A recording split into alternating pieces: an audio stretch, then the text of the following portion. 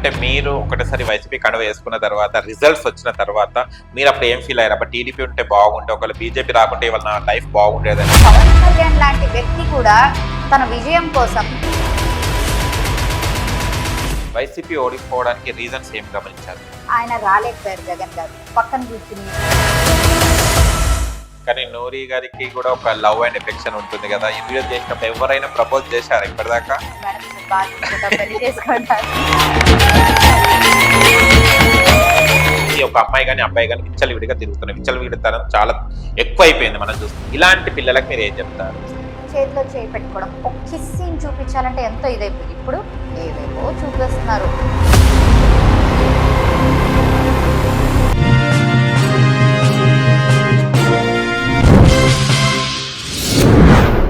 అంటే మీరు ఒకటేసారి వైసీపీ కండువ వేసుకున్న తర్వాత రిజల్ట్స్ వచ్చిన తర్వాత మీరు అప్పుడు ఏం ఫీల్ అయ్యారు? అప్పుడు టీడీపీ ఉంటే బాగుంటే, ఒకవేళ బీజేపీ రాకుంటే వాళ్ళ నా లైఫ్ బాగుండేదని ఐఎమ్ అనుకున్నారా? Not regretting. నేను నా లైఫ్ లో ఏది జరిగినా రిగ్రెట్ అనేది ఉంచుకోను. నా లైఫ్ కి ఒకటే చెప్తాను, ఏదన్నా మంచి జరిగింది మా అమ్మ నాన్న ప్రేయర్స్ వల్ల నాకు మంచి జరిగింది, ఏదన్నా చెడు జరిగింది నా ఓన్ గా నేను తీసుకున్న డెసిషన్స్, నేనే బాధ్యతరాల్ని.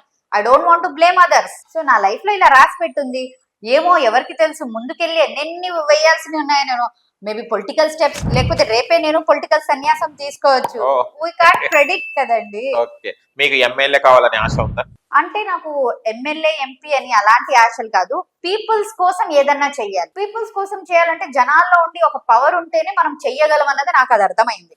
సో జనాల కోసం ఇప్పుడు నేను సాధారణ వ్యక్తిగా ఏదన్నా చేస్తానంటే ఎవడు పట్టించుకుంటాడు? దట్టు ఒక పవర్ ఉంటే ఎలా పట్టించుకుంటారు ఆలోచించండి. That is the difference. అంటే మనకు ఎమ్మెల్యే గానీ అదే పవర్ కావాలంటే డబ్బు కావాలి.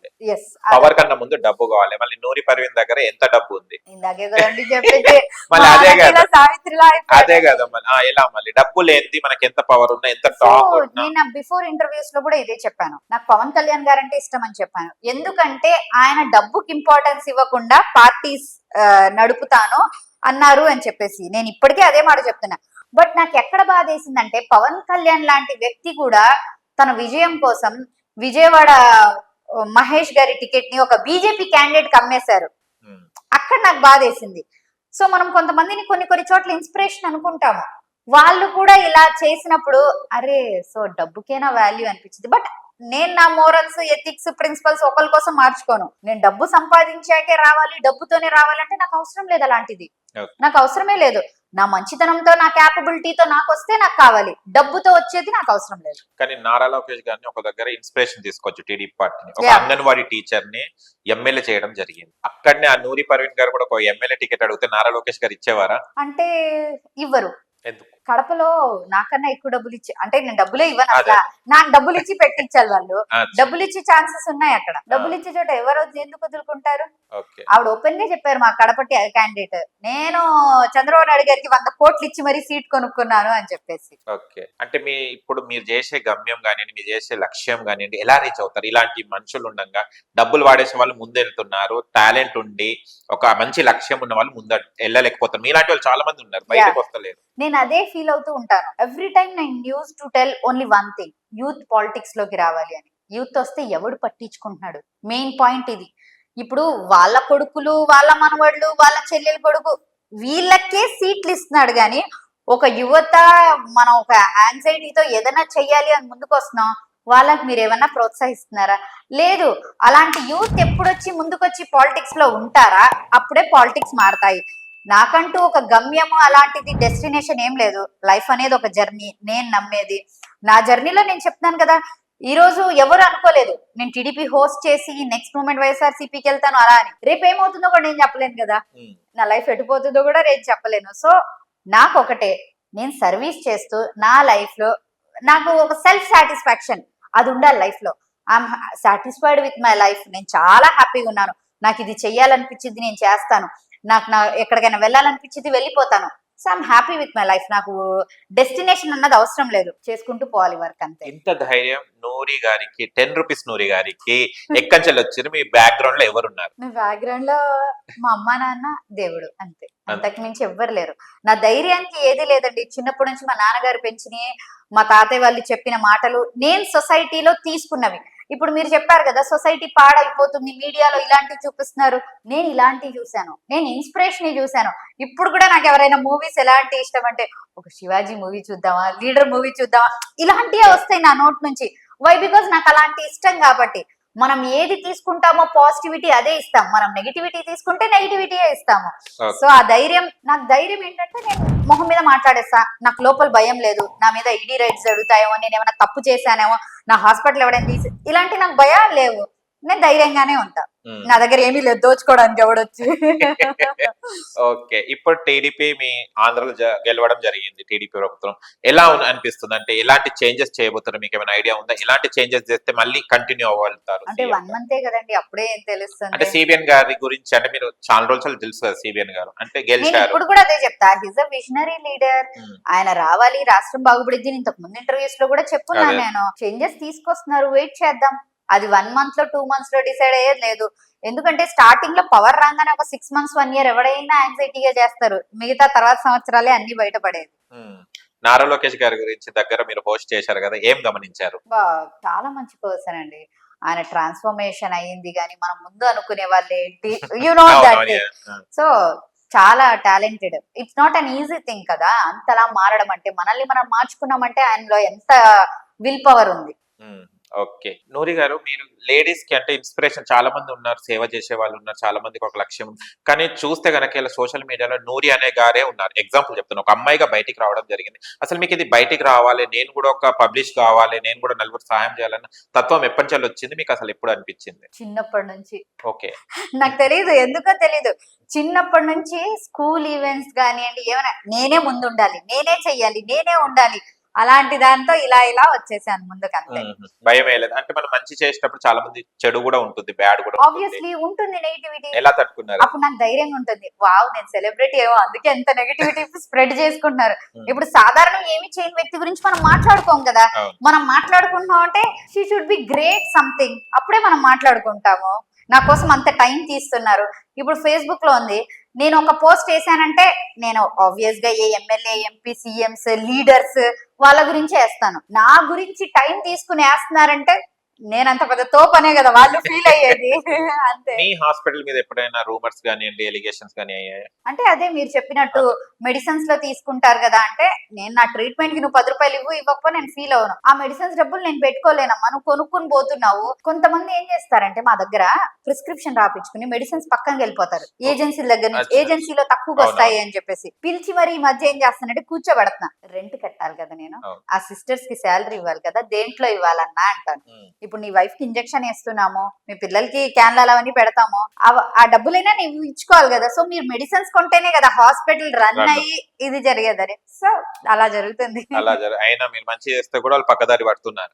కామన్ అండి, హ్యూమన్ మెంటాలిటీ అది. మనకి 10 రూపాయలు తగ్గుతుందంటే అది ఫ్రీగా వస్తే ఫినాయిల్ కూడా తాగుతామంటారు కదా, అది హ్యూమన్ సైకాలజీ అంతే. అంటే అనిపిస్తుంది ఎప్పుడైనా నేను అసలు తీసుకున్న నిర్ణయం కరెక్టా కాదా అని ఎప్పుడైనా ఒక క్వశ్చన్ ఉంటుంది మనకు. అంటే ఎప్పుడైనా బాగా బాధ అనిపించినప్పుడు, ఎవరైనా నా దగ్గరకు వచ్చి ఎలాంటి సిచ్యువేషన్స్ లో అంటే ఎవరైనా అవసరం ఉన్న పర్సన్స్ వచ్చి నా దగ్గర అడిగినప్పుడు నా దగ్గర అమౌంట్ లేకపోతే, అబ్బా అలా లేకుండా ఎలా పడితే అలా సంపాదించేసి ఇలా డబ్బులు పడేస్తే ఉంటే బాగుండు అనిపించింది. కానీ నెక్స్ట్ మూమెంట్ అలా అనిపించింది, మనం కష్టపడి సంపాదించిన రూపాయి నువ్వు ఎన్ని స్కామ్స్ చేసి సంపాదించినా దానికి వాల్యూ ఉండదు అని చెప్పేసి.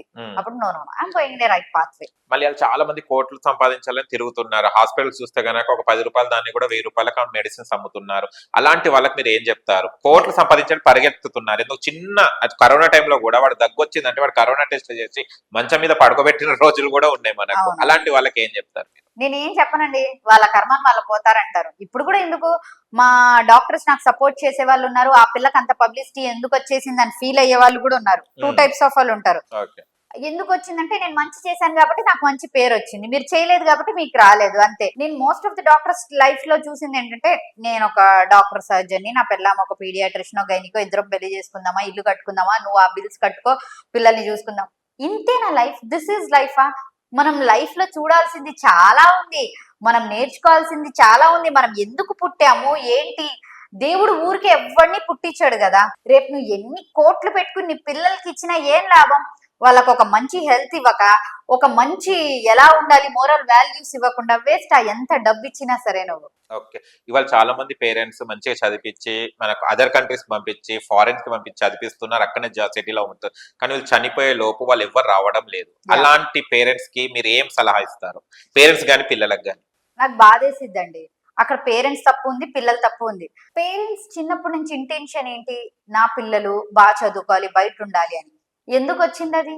ఇండియా మీకు బాగాలేదా అంటే ఇండియా బాగాలేదని నువ్వు ఫారెన్ కంట్రీలో వెళ్ళి చదివించాలి అని. ఇంతకు ముందు ఎడ్యుకేషన్ కోసం ఇండియాకి వచ్చి అందరూ చదువుకునేవాళ్ళు. బట్ ఇప్పుడు ఏమవుతుంది, జాబ్ కావాలన్నా వన్స్ ఒకడు బయటికి వెళ్ళాడు అనుకోండి, మళ్ళీ వచ్చి ఇండియాలో బతకలేకపోతున్నాడు. ఎందుకని మీరు ఆలోచించారు ఎప్పుడైనా? Not about climatic conditions, corruption conditions.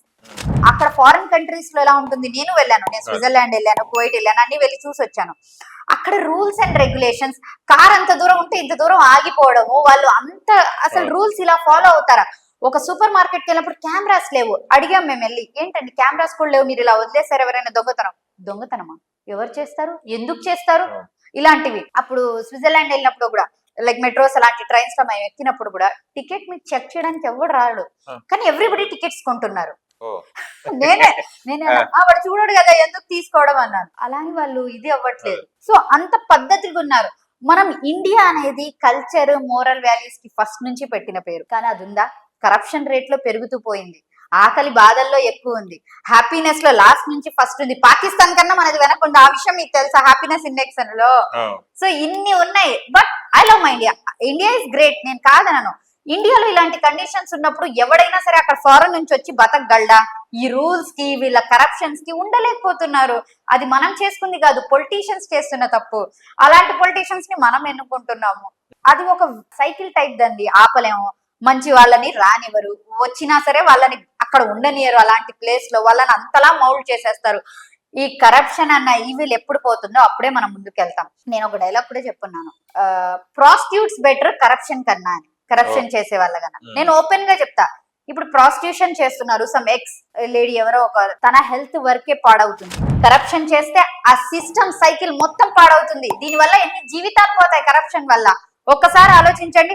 So నా దృష్టిలో prostitution is better than corruption. Corruption చేసేవాడికి హక్కే లేదు బతికేది.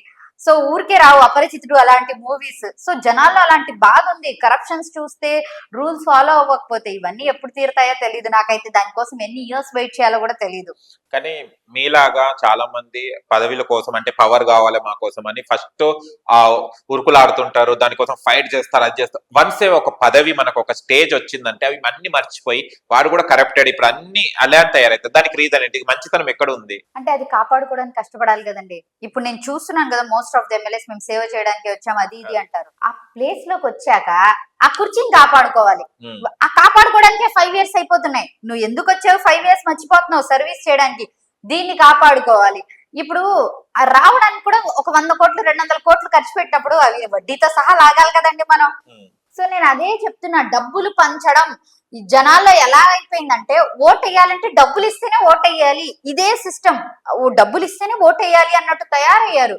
ముగ్గురు పార్టీలు వెళ్ళి డబ్బులు ఇవ్వడం, ఓట్లు వేయించుకోవడం. ఏముంది ఇది? ఎప్పుడైతే డబ్బులు ఇవ్వడం ఆగుతుంది, అది ఆగదు. సో జనాలు అలాగే తయారవుతారు. అంటే వైఎస్ఆర్సీపీ పార్టీ డబ్బులు ఇవ్వలేదు, అందుకోసం నేను ఒకటే చెప్తున్నాను కదా, అందరు ఇచ్చారు.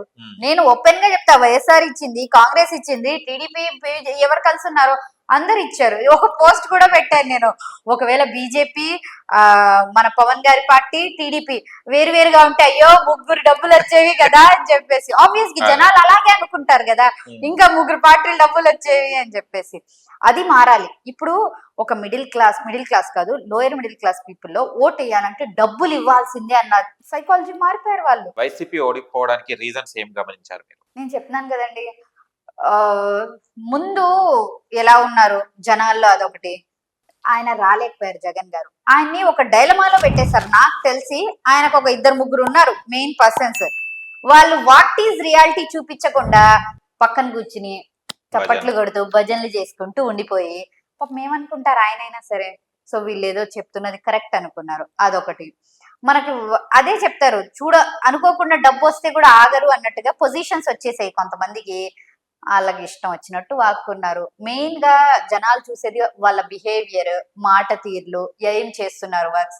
అలా అనుకుంటే మంచి వర్క్ చేశారు కేతిరెడ్డి గారు, ఆయన కూడా గెలిపించలేదు. ఆయన అసలు డైలీ మార్నింగ్ వెళ్ళే ఆయన అలాంటి పర్సన్స్ కూడా ఓడిపోయారు. ఓడించాలి అని అందరూ కలిసి ఇది చేశారు. దీంట్లో వీళ్ళ మైనస్ పాయింట్లు ఉన్నాయి. కొన్ని చోట్ల నాకు ఈవీఎం ఎందుకు డౌట్ వచ్చిందంటే పోల్ అయిన ఓట్స్ 2 lakhs అన్నారు. ఓకే.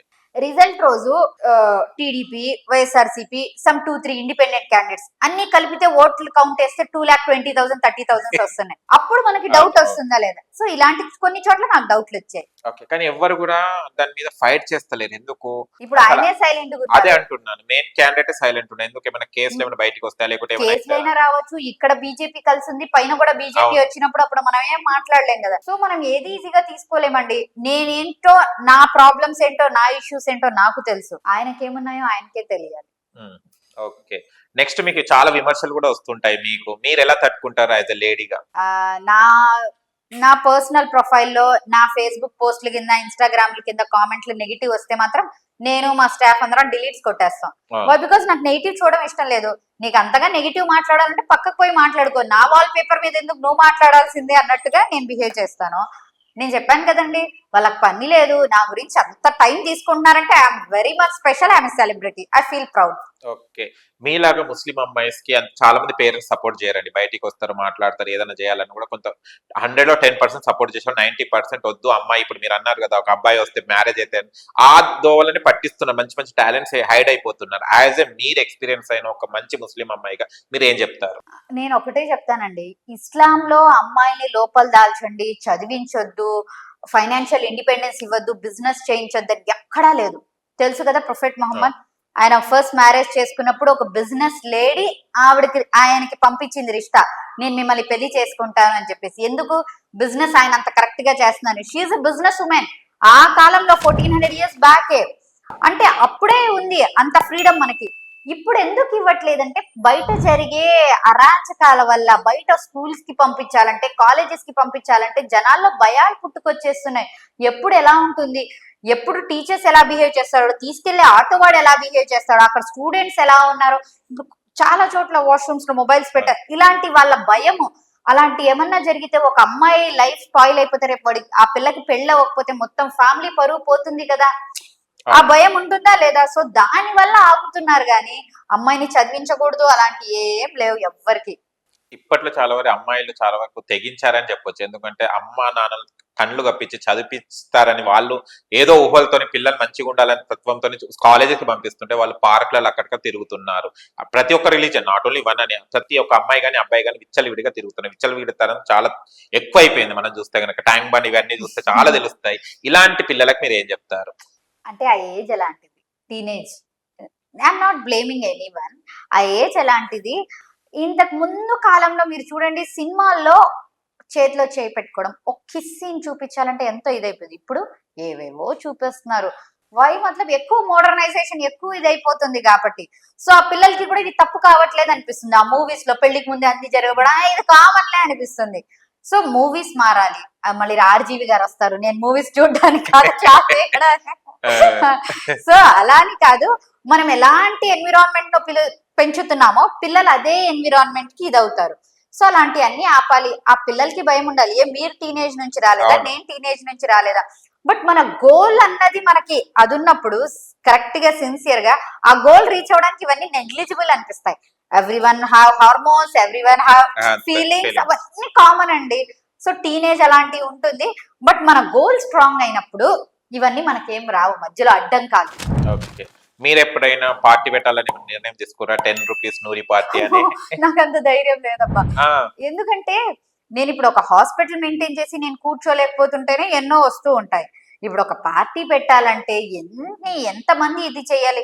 ఇప్పుడు పవన్ కళ్యాణ్ గారు పార్టీ పెట్టారు కాబట్టి, ఆయన సినిమా హీరో కాబట్టి, ఫ్యాన్ ఫాలోయింగ్ ఉందని కాబట్టి వెళ్ళిపోయారు. ఇప్పుడు నా కళ్ళ ముందు ఎంతో మంది చిన్న చిన్న పార్టీలు పెడుతున్నారు. వాళ్ళ దగ్గరికి ఎవరు వెళ్ళలే. అరే ఆయన థాట్స్ బాగున్నాయే, ఆయన్ని ఫాలో అవుదామని ఒక్కడ వెళ్ళడే. అదట్టు పవన్ కళ్యాణ్ గారు హెల్ప్ చేస్తారు, ఆయన దగ్గర డబ్బులు ఉన్నాయి. రేపు నా దగ్గర డబ్బులు ఉండవు, వచ్చి ఒక పార్టీ వాడు మేడం అక్కడ పార్టీ మీటింగ్ పెడదాం అనుకుంటున్నావు, 1 లక్ష రూపాయలు ఇవ్వండి, నేనేం చేయాలి? జరగదు కదా. అందుకోసమే రిస్క్ ఎందుకండి మనకి. ఆల్రెడీ చాలా రిస్కులు తీసుకున్నా లైఫ్ లో. ఓకే, అండ్ ఇంత పాపులర్ అయ్యారు, యూట్యూబ్ లో పాపులర్ అయిన వాళ్ళందరూ బిగ్ బాస్ కి వెళ్తారని ఆలోచిస్తున్నారు. మీకేమైనా బిగ్ బాస్ కి వెళ్ళే ఆలోచన ఏమైనా ఉందా? ఇన్షాల్లా ఒకవేళ అలాంటి ఆఫర్ వస్తే మాత్రం నేను వదులుకోను. వై బికాజ్ నేను ఇన్ని చేశానని మీరే చెప్తే అవును. నాకు హ్యాపీగా అవుతుంది. సో ఒక మంచి ప్లాట్ఫామ్, ఎందుకంటే లాస్ట్ టైం పల్లవి ప్రశాంత్ గారు కూడా ప్రూవ్ చేసుకున్నారు, ఒక సాధారణ అగ్రికల్చర్ ఆయన కూడా వెళ్ళగారు ఫార్మర్ అని చెప్పేసి. So I want to prove the society hijab is not a boundary. ఒక మిడిల్ క్లాస్ అమ్మాయికి ఏది అనుకున్నా సరే సక్సెస్ఫుల్ చెయ్యగలదు. It will become a best example also. So ఇన్షాల్లా తప్పకుండా వెళ్తాను ఛాన్స్ వస్తే. ఒకవేళ ఛాన్స్ వస్తుంది బిగ్ బాస్ కి వెళ్ళేది ఒక్కొక్కరు గమ్యం కోసం వెళ్తారు, ఒకరు పాపులారిటీ కోసం వెళ్తారు, కొంతమంది నేనేంటిదో చూపెట్టుకోవడానికి వెళ్తారు. మీరు వెళ్తే బిగ్ బాస్ కి పాపులారిటీ expect అవసరం చేస్తారు. లేదు, ఆల్రెడీ ఎవ్రీథింగ్ ఇస్ దేర్. నేనేంటో చూపించాలంటే వెనకాల జనాలు మాట్లాడుకునేది వేరు, నేను ఓపెన్ గా మాట్లాడతాను. సో నేనేంటో స్పెషల్ గా జనాలకి చెప్పాల్సిన అవసరం లేదు, నూరి అంటే ఏంటో జనాలకు తెలుసు. సో నేను కొంతమందికి ఏమవుతుంది, బిగ్ బాస్ వరకు వెళ్ళిందా వావ్ అంటే అమ్మాయిలు అనుకుంటే వెళ్ళగలరు, కొంతమంది అమ్మాయిలకనే నేను ఇన్స్పిరేషన్ అవ్వచ్చు అని, అంతే. కొంతమంది దీన్ని నెగిటివ్ వేలో కూడా తీసుకుంటారు. అబ్బా ఇప్పుడు ఖాళీగా ఉంటారు కదా, పని పాట లేకుండా, వాళ్ళు ఏదైనా నెగిటివ్ గా మాట్లాడతారు. నాకు కూడా కామెంట్స్ పెడతారు, మీరు టీడీపీలో ఉన్నప్పుడు ఒక రెస్పెక్ట్ ఉంది, వైఎస్ఆర్సీపీలోకి వచ్చి పరుగు పోయిందని ఇంకో వాళ్ళు పెడతారు, మేడం మీరు వైఎస్ఆర్సీపీలోకి వచ్చి కరెక్ట్ చేశారు మేడం. ఇప్పుడు ఎవరి ఇష్టం వాళ్ళది, మనం మార్చలేము. బిగ్ బాస్ అన్నది మీ మీడియా పీపుల్స్ కి ఒక డ్రీమ్ లాంటిది, అందరికి ఉంటుంది, ఎందుకంటే అది మీకు తెలుసు వాల్యూ. బయట వాళ్ళకి ఏంటి, అబ్బా అక్కడికి వెళ్ళిందంటే అప్పల్లా దాంట్లోకి వెళ్ళిందేంటి. చాలా మంది బిగ్ బాస్ వాళ్ళకి బిగ్ బాస్ అంటే ఒక అపోహలు, ఒక సినీ ఫీల్డ్ అయినా వాళ్ళకి ఎప్పుడు అంటే అమ్మాయిలు లేదన్నా చేస్తారా, ఇలాంటి అపోహలు చాలా మందికి ఉన్నాయి. అవి పోతాయి మేబీ. కొంతమంది ఏంటి, అబ్బో ఈ పిల్ల కూడా ఏదో తప్పు చేసింది వెళ్ళి, ఇలా అనుకునే వాళ్ళు ఉంటారు. వాళ్ళని నేను మార్చలేనబ్బా. కొంతమంది అమ్మాయిలు ఇప్పుడు నాకు మెసేజెస్ పెడుతుంటారు, మేడం మీరు ట్రూ ఇన్స్పిరేషన్ మాకు, అలాంటి ఇంకొంచెం అవుతానేమో ఇన్స్పిరేషన్, అంతే. అంతే. ఓకే. కానీ నూరి గారికి కూడా ఒక లవ్ అండ్ ఎఫెక్షన్ ఉంటుంది కదా, ఇంత పాపులారిటీలో ఇన్ని వీడియోస్ చూసినప్పుడు, ఇన్ని ఇన్స్టా చూసినప్పుడు, మంచి వీడియోస్ చేసినప్పుడు ఎవరైనా ప్రపోజ్ చేశారా ఇప్పటిదాకా? కామెంట్స్ వస్తూ ఉంటాయి, మెసేజెస్ వస్తూ ఉంటాయి, మేడం మిమ్మల్ని బాగా చూసుకుంటాం, పెళ్లి చేసుకోండి. ఓకే. అది చదువుకున్నప్పుడు ఏమనిపిస్తుంది? కాసేపు ఫన్ గా అనిపించింది, తర్వాత మీ రాకుమార్ దాంట్లో ఏ కామెంట్ లా కనిపించలేదా? నేను రిప్లైస్ ఏమీ లేదు, ఎప్పుడు లేదు. పేరెంట్స్ డెసిషన్ ఉంటుందా మీ మ్యారేజ్? తప్పకుండా నా పెళ్లి అరేంజ్డ్ మ్యారేజే అవుతుంది, అందుకే నేను ఏం డెసిషన్స్ లేవు నాకు. ఓకే. మీరు ఇంత పాపులర్ పేరెంట్స్ ఏం చెప్తుంటారు మీకు? అవసరమా ఇది, మా నాన్నగారు ఇదే అంటారు, వరల్డ్ ఈజ్ నథింగ్, ఈ పాపులారిటీ దేనికి పనికిరాదు, అందరం పోయే వాళ్ళమే. మా నాన్నగారి మెంటాలిటీ ఇది. సో ఏదన్నా నువ్వు చేయాలనుకుంటే దేవుణ్ణి ఇంప్రెస్ చేయి, వీళ్ళందరూ వేస్ట్ అంటారు మా నాన్నగారు. నేను ఒకటే చెప్తాను, నేను దేవుణ్ణి ఇంప్రెస్ చేస్తున్నా, నేను మనస్ఫూర్తిగా సేవ చేస్తున్నా, ఒక 2% ఏమన్నా పబ్లిసిటీ ఉండొచ్చు, మిగతాదంతా నేను సేవే కదా అంట. మా నాన్నకి నాకు చిన్న చిన్న కోల్డ్ వారు జరుగుతూ ఉంటాయి. ఎంతైనా వాళ్ళ భయాలు వాళ్ళకు ఉంటాయి కదండి. ఒక అమ్మాయి దట్టు ఒక ఆర్థడాక్స్ ఫ్యామిలీ నుంచి వెళ్ళిందంటే ఎన్ని మాటలు వాళ్ళు భరిస్తూ ఉంటారు. నాదైతే నథింగ్, ఏ నెగిటివిటీ అయినా నేను చాలా చాలా ఈజీగా తీసుకుంటా. బట్ ఒక అమ్మా నాన్నకి ఒక 30 years వచ్చిన అమ్మాయికి పెళ్లి చేయలేదు, స్టిల్ తను ఇలా బయట ఉంటుంది, ఇంత ధైర్యంగా ఉంటుంది అంటే ఎన్నో రాంగ్ కాల్స్ వెళ్తూ ఉంటాయి, ఎంతో మంది భయపెట్టడానికి ట్రై చేస్తూ ఉంటారు, ఎన్నో నెగిటివిటీస్ వాళ్ళు భరిస్తున్నారు. నిజం చెప్పాలంటే ఐఎమ్ నథింగ్, వాళ్ళు నాకన్నా చాలా స్ట్రాంగ్, వాళ్ళు రియల్ వారియర్స్. మీ ఇంట్లో ఎవరైనా వారియర్స్ ఉన్నారా ఇంతకు ముందు భవిష్యత్ అంటే తరాలలో? అదేమైనా బ్లడ్ మీకు వచ్చిందేమో అది. 1960s లో మా తాతయ్య గారు కమ్యూనిస్ట్ పార్టీ లీడర్, మా మేనత్తయ్యలు ఇప్పుడు వాళ్ళు చనిపోయారు కూడా, వాళ్ళని ఆ కాలంలో గవర్నమెంట్ ఉర్దూ టీచర్స్ చేశారు. సో మా తాతయ్య గారు అలా నమ్మారనమాట. సో అమ్మాయిల్ని చదివించాలి, ఇలా చేయాలని. ఆ కాలంలో మా తాతయ్య గారు స్కూల్ కి తీసుకెళ్తుంటే, ఏం నువ్వు పిచ్చోళ్ళ అమ్మాయిని స్కూల్ తీసుకెళ్తావు, ఇలాంటి మాటలు కూడా పడ్డారు. లేదు అని చెప్పేసి ఆయన చదివించారు కాబట్టి ఆ ఫ్యామిలీస్ లో వాళ్ళ ఎంతో మంది పిల్లలు డాక్టర్స్ అయ్యారు, ఇంజనీర్స్ అయ్యారు, ఎంతో బాగా ఫ్యామిలీస్ ని చూసుకుంటున్నారు.